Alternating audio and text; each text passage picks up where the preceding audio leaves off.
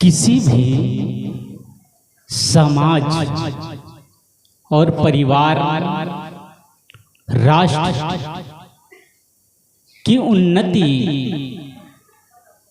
के मूल कारण में होता है एकता, आपस में संगठन। जहां पर एकता है, जहां पर संगठन है, वहां पर वह परिवार, वह राष्ट्र, वह समाज, वह देश बहुत उन्नति करता है।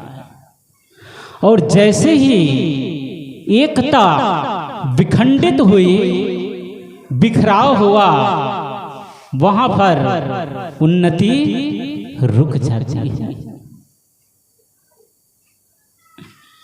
इतना बड़ा भारत देश,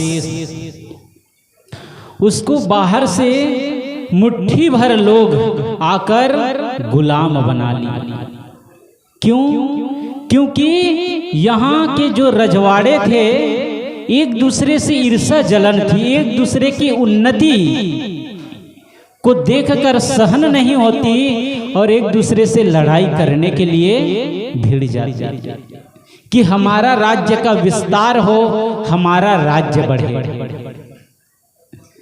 अंग्रेजों ने जो व्यापार करने के लिए आया था, यहाँ की दशा को देखे लोगों की कि ये तो आपस में ही जो राजे महाराजे हैं, जिसके ऊपर प्रजा का इस देश को चलाने का उत्तरदायित्व है, इनमें ही एकता नहीं है, संगठन नहीं है, ये देश को कैसे चलाएगा।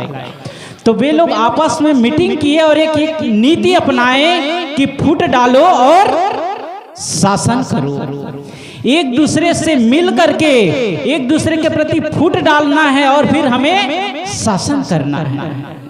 एक रजवाड़े से मिलकर अंग्रेज लोग जब दूसरे राजे पर चढ़ाई करता तो तीसरे राजा देखकर बड़ा आनंदित होता, खुश होता कि ये आदमी बहुत उन्नति करता था, बहुत आगे बढ़ रहा था, बड़ा अच्छा हुआ कि इनको अंग्रेजों के साथ मिलकर परास्त कर दिए, हरा दिए, बंदी बना लिए। जैसे बकरी होती है तो बकरी को घास दे दिया गया, बकरियां सब खा रही है, उनमें से एक बकरी को बधिक आता है, कसाई आता है, पकड़ करके खींच कर ले जाता है, उसके हलाल कर देता है। बाकी बकरियां देखते रहता है, आराम से चारा खाता रहता है। वो बकरियां तो पशु है बेचारी, उतनी समझ नहीं, उतनी बुद्धि नहीं है, लेकिन मनुष्य जिसको विवेकशील प्राणी कहा गया है, वे भी देखकर उस बकरी की भांति मुख बने देखते रहते कि इनको बड़ा अच्छा हो रहा है कि इनको बंदी बना लिया गया, इनको हरा दिया गया। लेकिन वो ना समझ ये नहीं सोचता है कि पराया देश का आदमी जब अपने देश के साथ हमें एकता नहीं तो दूसरे हमारे साथ में कैसे मित्रता कर सकता है, दूसरा भी एक दिन हमें धोखा दे सकता है, इतना भी उनको समझ नहीं, इतना भी ज्ञान नहीं। और अंग्रेज कितने 200 वर्ष यहाँ शासन करते रहे, यहाँ के हीरे ज्वारा सोना चांदी सब लूट करके वहां ले गए। इस देश के जो सबसे बेशकीमती मूल्यवान जो कोहिनूर हीरा, जो सबसे बड़ा हीरा जो गोलकुंडा के खदान में निकला था, उसके समान और कोई हीरा ही नहीं हुआ। उसको अंग्रेजों ने देखा सोमनाथ के मंदिर में शिवलिंग पर जड़ा हुआ था, उसको लूट कर ले गए। मोहम्मद गजनवी आए, कितने बार 17 बार आक्रमण किए। एक बार आदमी को ठोकर लगती है तो संभल जाता है, यहाँ 17 बार भारत देश में लड़ाई हुई, लेकिन जो क्षत्रिय थे, जो पंडित थे, वे लोग इतने भी संगठित नहीं हो पाए कि हम सब मिल करके उनको सामना करें, उसको भगाए। यही एकता के कारण, संगठन के कारण। कहते हैं बंद मुट्ठी लाख की और खुल जाए तो, क्या कहते हैं? बंद मुट्ठी लाख की और खुल जाए तो क्या कहते हैं? कोई कहेंगे खुल जाए तो खाक की। मतलब जब तक ये मुट्ठी बंधी हुई इसमें बहुत शक्ति है, और जैसे ये खुल गई तो फिर शक्ति फिर कमजोर पड़ जाएगी। एक बूढ़ी माँ अपने 4 बेटों को बुलाकर, पहला वाला जो बड़ा बेटा था उसको शाम में बुलाते हैं और कहती है, बेटा मैं तो अब बूढ़ी हो चली हूं, अब मेरा कब अंतिम घड़ी आ जाए कुछ ठिकाना नहीं, इसलिए मैं जाने से पहले तुम सभी भाइयों को एक जीवन की सीख देना चाहती हूं। तुम लोग सुबह मेरे पास सभी भाई आकर बैठना।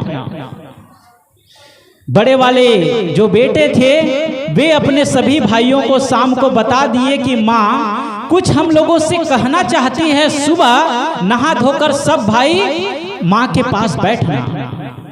जब बहुएं, चारों बहुएं भी सुनी कि माँ कुछ बताना चाहती तो सभी बहुएं भी जाकर वहां बैठ गई बूढ़ी माता के पास। माँ ने कहा, बेटो देखो जो सामने लकड़ी का गट्ठर बंधा हुआ है, रस्सी से उसको सामने लाओ। उसके बड़े वाले बेटे गए और जहां माँ बैठी थी, सभी बेटे बहुएं बैठी थी, वहां रख दिए। माँ ने अपने बड़े वाले बेटे से कहा, वो लकड़ी का गट्ठर है उसको बेटा तुम तोड़ो। बड़े वाले बेटा कितना भी प्रयत्न किए, कितना भी प्रयास किए, उस लकड़ी के गट्ठर को तोड़ नहीं पाए। तब मंझले वाले बेटा जो थोड़ा सा हट्टे कट्टे थे, थोड़ा मजबूत शरीर के थे, उसको कहा कि बेटा तुम जाओ और उन लकड़ियों को तुम तोड़ो। वे भी प्रयास किए, नहीं तोड़ पाए। तीसरे वाले बेटे से कहता है, वे भी नहीं। चौथे वाले, वे भी नहीं, कोई नहीं तोड़ पाए। तब बूढ़ी माँ कहती है अपनी बड़ी वाली बहू से, बहू जाओ तुम वो रस्सी जिससे वो लकड़ियां बंधी उसको तुम खोल दो। बहू जाती है और रस्सी को खोल देती है। फिर माँ कहती है, बेटे अब जाओ उनमें से एक लकड़ी उठाओ और तोड़ो। बड़े वाले बेटा ले जाता है, एक लकड़ी उठाता है, टन से तोड़ देता है। दूसरा वाला भी जाता है, वो भी तोड़ देता है। तीसरा वाले भी तोड़, चारों लकड़ियों को तोड़ दिए। माँ ने कहा, बेटा ये बात सदैव ध्यान रखना, तुम सब जब तक एकता के सूत्र में बंधे हो, तुम सबको कोई भी दुनिया की ताकत है जो तोड़ नहीं सकता, कमजोर नहीं कर सकता। जब तक तुम लोगों में संगठन है, एकता है, तब तक तुम बहुत उन्नति करोगे और दुनिया की कोई ताकत तुम्हें कमजोर नहीं कर सकती। जब फूल अलग अलग होता है तो उतनी कीमती नहीं होता है, लेकिन उन फूलों को एक धागे से पिरो दिया जाता है, एकता के सूत्र में बांध दिया जाता है, तो वो अलग अलग फूल क्या होता है, एकता के सूत्र में बन जाता है, तो माला बन जाता है और किसी संत के गले में सुशोभित होता है, भगवान के मूर्ति में सुसज्जित होता है, वहां बहुत मूल्यवान हो जाता है। ऐसे ही जब तक हमारे घर में, परिवार में एकता है, संगठन है, प्रेम है, तब तक हम बहुत उन्नति करते रहेंगे। यदि जिस दिन किसी बात को लेकर मनमुटाव हो जाए, आपस में टकराव हो जाए, तो जहां जहां टकराव है वहां वहां फिर बिखराव है और शक्ति कमजोर पड़ जाएगी और फिर हमें संभलने में बहुत देर लग जाएगी। इसलिए परिवार में चाहिए एकता, चाहिए संगठन चाहिए। ये हाथ की जो उंगलियां हैं, एक उंगली कहे कि मैं तुम्हारे सहयोग नहीं करूंगा, दूसरी उंगली कहे मैं तुम्हारा सहयोग नहीं करूंगा, तीसरी उंगली कहे मैं तुम्हारा सहयोग नहीं करूंगा। सब कहे एक दूसरे का सहयोग नहीं करना चाहे तो छोटा सा छोटा काम इस मजबूत हाथ से भी नहीं हो सकता है। लेकिन जब सब एक साथ मिल जाते हैं तो बड़े से बड़े काम भी हो जाते हैं। पहले लोग, बड़े बुजुर्ग लोग क्या कहते थे, कोई भारी सामान उठा रहे हैं, वो सामान उठ ही नहीं रहा है, 5-6 मजदूर, लेबर या कोई लोग मिलकर उस सामान को उठा रहे हैं, बहुत प्रयास कर रहे हैं, उठ ही नहीं रहा है।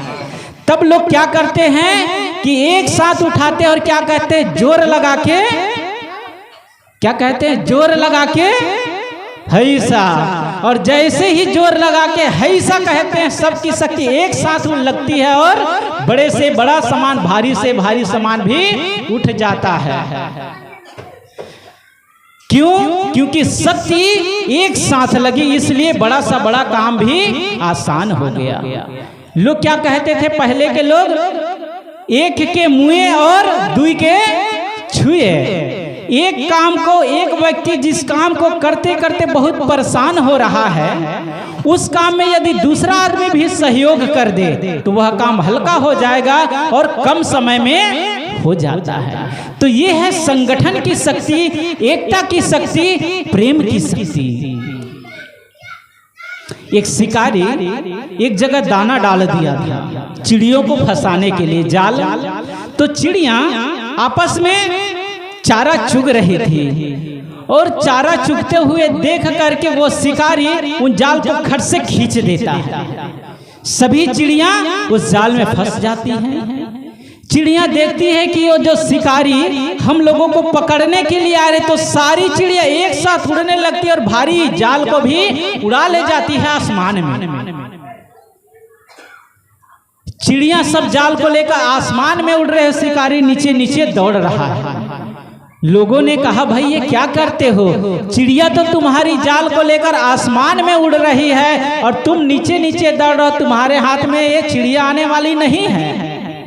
शिकारी ने कहा जब तक इन पक्षियों में एकता है, इनके विचारों में एकता है, तभी तक ये भारी जाल को उड़ा सकते हैं। जैसे ही इनके विचारों में भिन्नता आएगी, ये नीचे धड़ाम से गिर जाएंगे। थोड़ी देर गए, एक तरफ बरगद का पेड़ था, एक तरफ पीपल का पेड़ था। कुछ पक्षियां कहते हैं ये बरगद का पेड़ बहुत ही सघन है, यहाँ जाकर बैठेंगे तो हम दिखाई नहीं पड़ेंगे, बधिक हमें पकड़ नहीं सकता। कुछ चिड़िया कहती है नहीं नहीं, ये पीपल के पेड़ में बैठेंगे, ये ज्यादा उससे सघन है, यहाँ चलते हैं। कुछ चिड़िया इधर खींचने लगी, कुछ चिड़िया इधर खींचने लगी। शक्ति जिसे उड़ा रहे थे कमजोर पड़ गई और सारी चिड़िया नीचे जाल सहित गिर जाती है और वो शिकारी पकड़ लेती है। कोई परिवार ऐसे देखे हैं जो एक साथ रहते थे तो बहुत उन्नति किए। जैसे ही भाइयों में अलग अलग हुआ, फिर बहुत देर हो जाता है कि उस ऊंचाई तक पहुंचने में। जब तक दांत सभी मजबूत है, अच्छा है, तो इसमें मजबूत से मजबूत चीजें चबाई जा सकती, खाई जा सकती। जैसे ही एक दो दांत हिलना शुरू हुआ, टूटना शुरू हुआ, तो थोड़ी चीजें, कुछ नमी चीजें भी खाने में बड़ी परेशानी होती है। ये है एकता की पहचान, संगठन की शक्ति। श्रद्धेय श्री सिया राम साहब ने यही काम किए, आपस में अपने परिवार को जोड़ कर रखे। इसीलिए ये परिवार इतना पुष्पित एवं पल्लवित हुए, इतने ऊंचाई को छुए और समाज में उनकी प्रशंसा होती है। जब उनकी तीनों बहुएं जब भोजन बनाती है तो एक साथ बनाती है। हम लोग जाते हैं, रहते हैं, देखते हैं तो हंस हंस के आपस में बात करके भोजन बनाती रहती है। कोई अतिथि गए हैं, कोई मेहमान गए हैं, उसको देखकर बड़ी प्रसन्नता होती है कि आज के समय में भी ऐसा परिवार है, एक आदर्शमय परिवार की आपस में गोतनी गोतनी हंसते हुए, मुस्कुराते हुए मिलकर आपस में भोजन बना रहे, मेहमानों को खिला रहे हैं। साहब जो जीवित थे तो कभी कभी हम लोगों से अपने घर की बातें कहते, तो हम लोग पूछते कि कभी उनके शरीर में गैस बन जाती है, तो कहे साहब आज थोड़ा से तबीयत ठीक नहीं लग रही है, गैस बन गई है। तो कहते कि भोजन कितने देर में करते हैं? तो कहते कि जब तीनों बेटे जब आ जाते हैं तब एक साथ भोजन करते। तो आप यदि तकलीफ रहते तो पहले कर लिया करें। तो कहते हैं नहीं बाबा, वो लोग तो दिन भर कमाते हैं, हम तो घर में ही बैठे रहते हैं। जब सब बेटे आ जाते, एक साथ भोजन करते हैं, तब अच्छा लगता है। इंतजार करते रहते कि यही है परिवार में जीने का तरीका कि ईटिंग और मीटिंग एक साथ में भोजन हो और एक आपस में बातचीत हो कि हमें क्या करना है, कौन सा काम आज किए हैं और आगे हमें कैसे करना है। इन बातों को आपस में मिल करके बैठ करके जब योजना बना ली जाती तो वो काम अच्छा होता है, वह काम फिर बिगड़ता नहीं। यही इन लोगों ने किया। अपने जो छोटे भाई जो गंगा जी अपने घर में हम लोगों को ले गए थे तो वो एकदम भाव विहेल होकर रोते हुए कहे कि साहब वे हमारे भैया नहीं थे, वे हमारे भाभी नहीं थे, वे तो माता पिता थे हमारे। उन लोगों की गोद में ही हम पल करके बड़े हुए और भाभी वो हमारी भाभी नहीं हो, माँ है। हम तो बचपन में हमें अपने दूध भी पिलाए। वे अपने भाई को साथ रखे।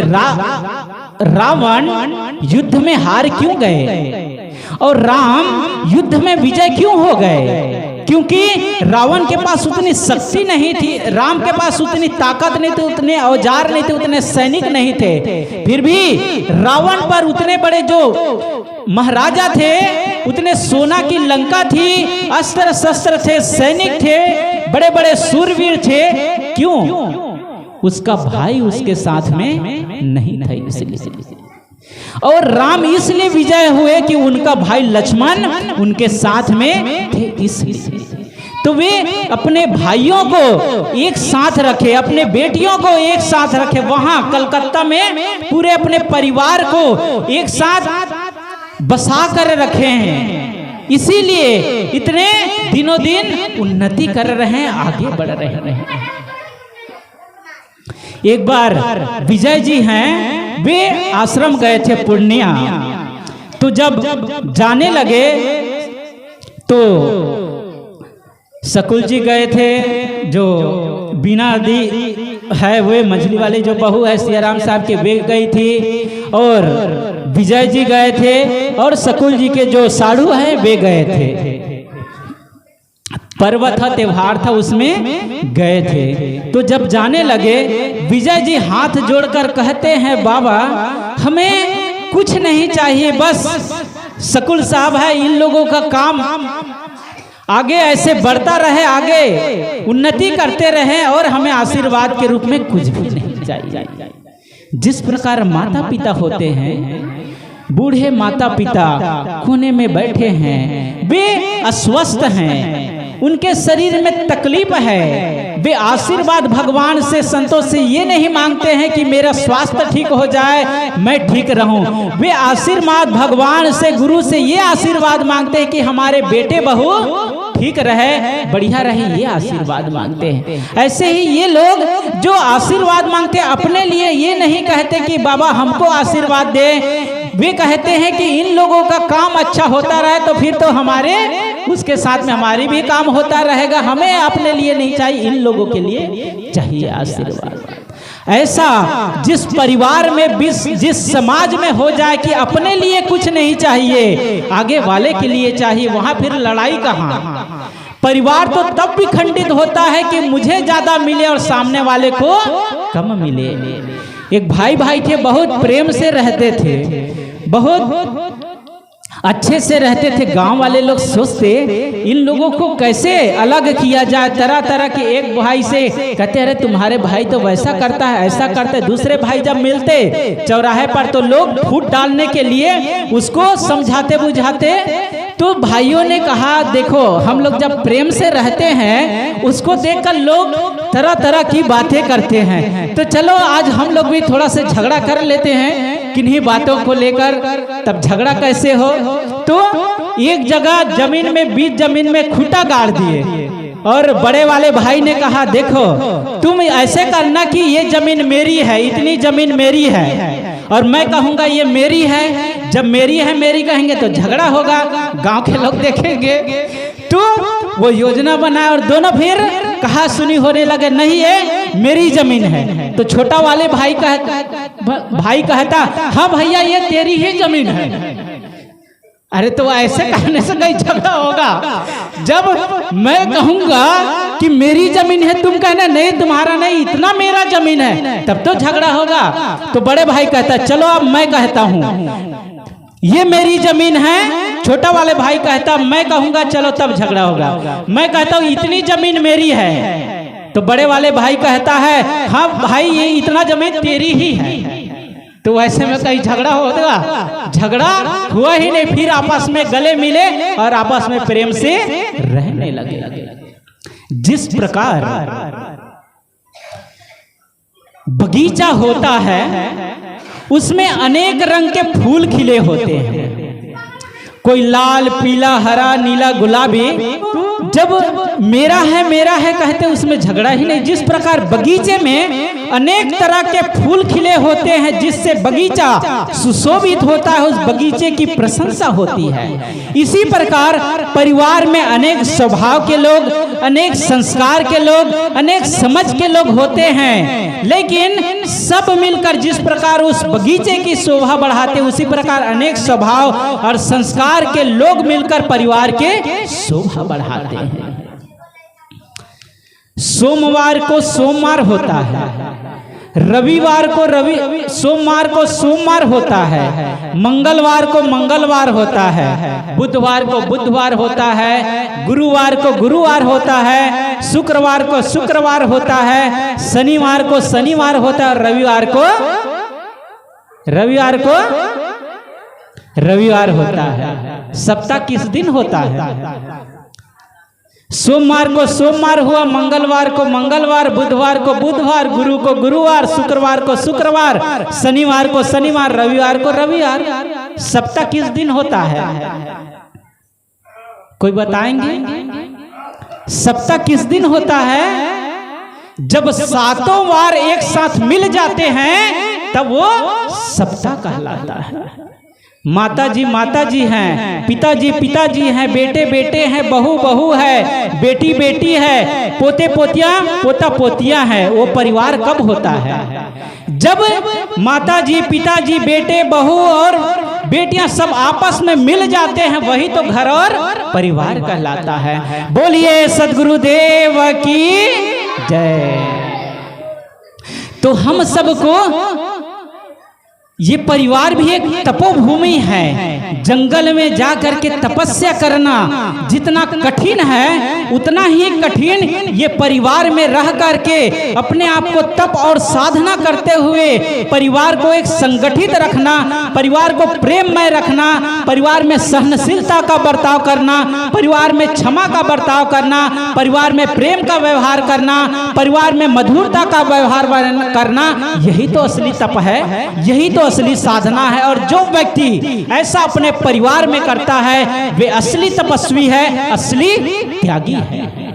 ये भी तपोभूमि है। यहाँ तो क्षण क्षण परीक्षा है, यहाँ तो क्षण क्षण तप है। किसी ने कुछ कह दिया, उसको आप सह लिए, जवाब नहीं दिए, आपकी साधना हो रही है। किसी ने आपके मन अनुकूल काम नहीं किया, आपने उसे प्रत्युत्तर में कुछ कहा नहीं, कुछ अपशब्द नहीं कहा, ये तप ही है, ये साधना ही है। छोटी वाले कुछ कह दी, बड़ी वाले ने सह दी, बड़ी वाले कुछ कह दिए, मंझली वाले सह दी, मंझली वाले कुछ कह दिए हैं, सास सह लिए, सास ने कुछ कहा, बहुएं सह ली, पिता ने कुछ कहा, बेटे सह लिए, बेटे ने कभी कुछ कह दिया, पिताजी सह ले। यही तो तप है, यही तो साधना है, यही तो भक्ति का परिणाम है, यही तो सत्संग का फल है। अपने परिवार में रहते हुए अपने आप को साधना, यही तो असली भक्ति है।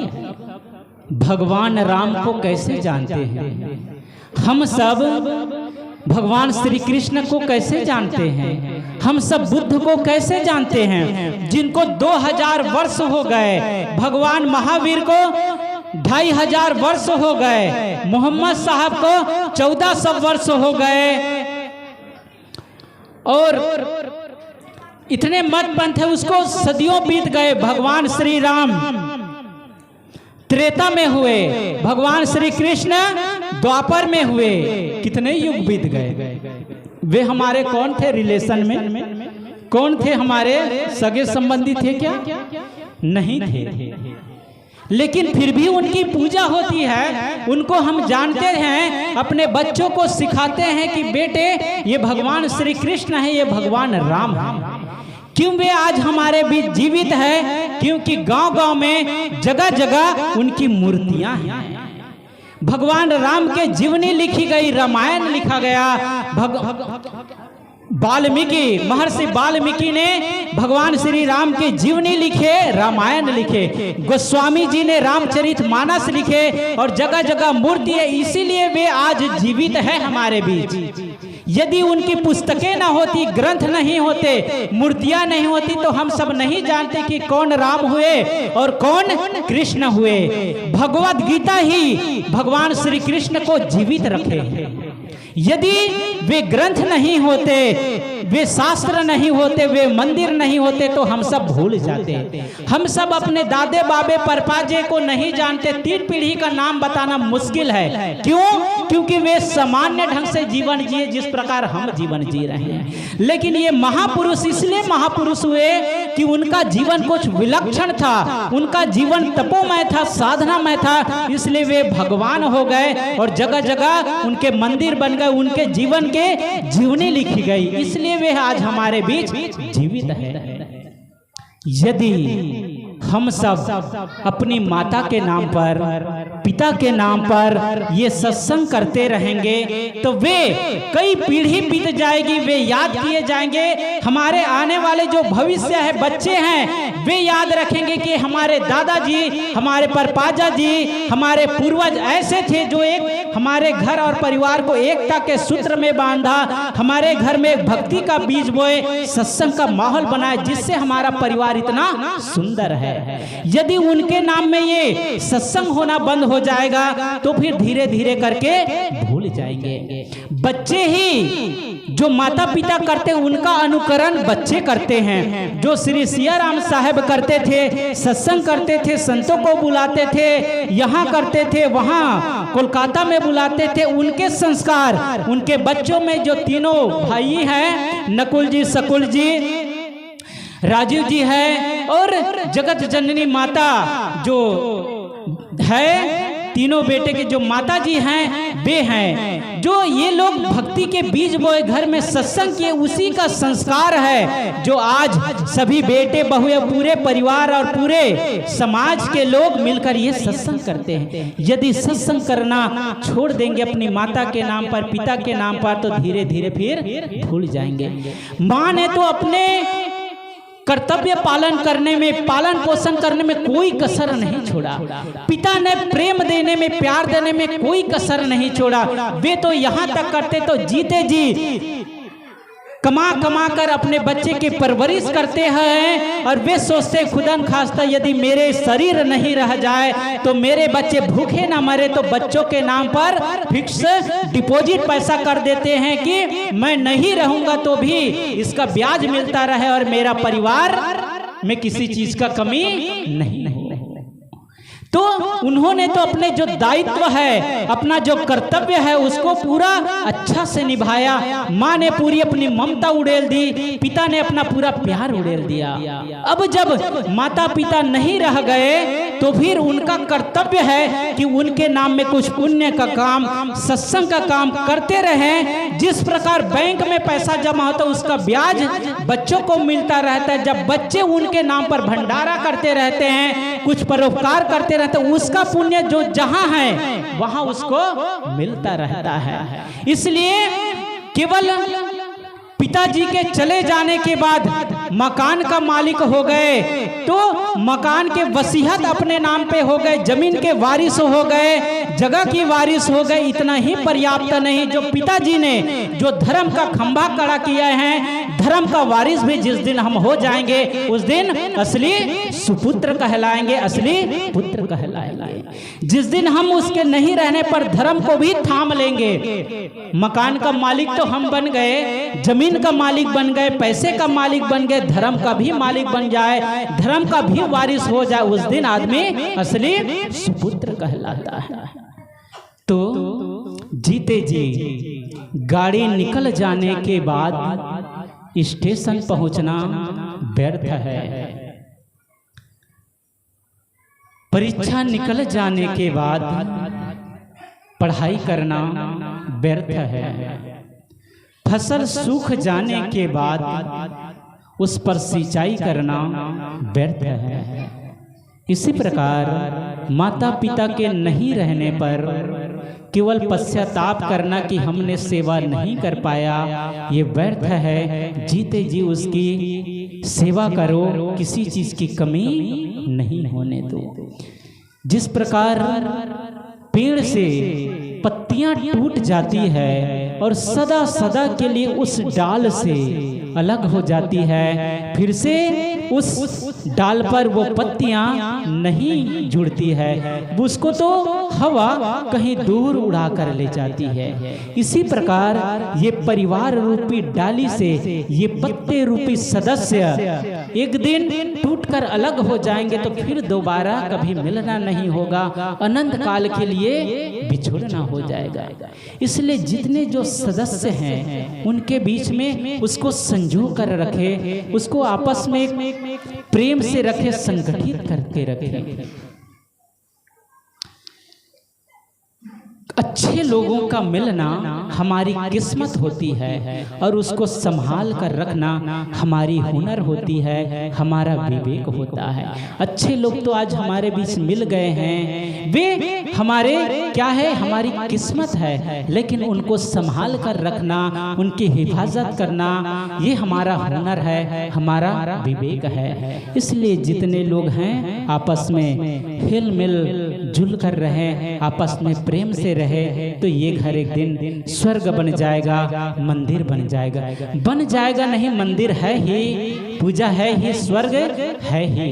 ऐसे ही और बाकी लोगों को भी आदर्श लेकर ऐसे परिवार का निर्माण करना है। तो जगह जगह परिवार से गांव सुधरता है, गांव से परिवार से समाज सुधरता है, समाज से गांव सुधरता है, गांव से राष्ट्र सुधरता है, राष्ट्र से देश सुधरता है। तो ऐसे ही जब सुधरता रहे तो अभी ही सतयुग आ जाएगा, अभी ही राम राज्य आ जाएगा। आप सबको बहुत बहुत साधुवाद देते हुए और श्री सिया राम साहब को अपनी भावभीनी श्रद्धांजलि देते हुए, श्रद्धा सुमन अर्पित करते हुए और उनके सभी परिवार, सभी बच्चों को, बहुओं को, माता, सब पूरे परिवार को बहुत बहुत साधुवाद देते हुए और ऐसे ही साल में एक बार श्री साहब जी के नाम पर ऐसे ही सत्संग होता रहे, संतों को बुलाते रहे। तो ये जो दीप जला कर गए हैं उसमें जब ये तेल डलता रहेगा तो कभी वो दीप बुझेगी नहीं, घर में कभी अंधेरा होगा नहीं। सबका कर्तव्य है उस दिए में जलता रहे, उसके लिए थोड़ा तेल डालते रहे, ये भक्ति, ये सत्संग करते रहे तो ये दीप जलता रहेगा और परिवार दिनों दिन अच्छा होता रहेगा। बोलिए सद्गुरु देव की।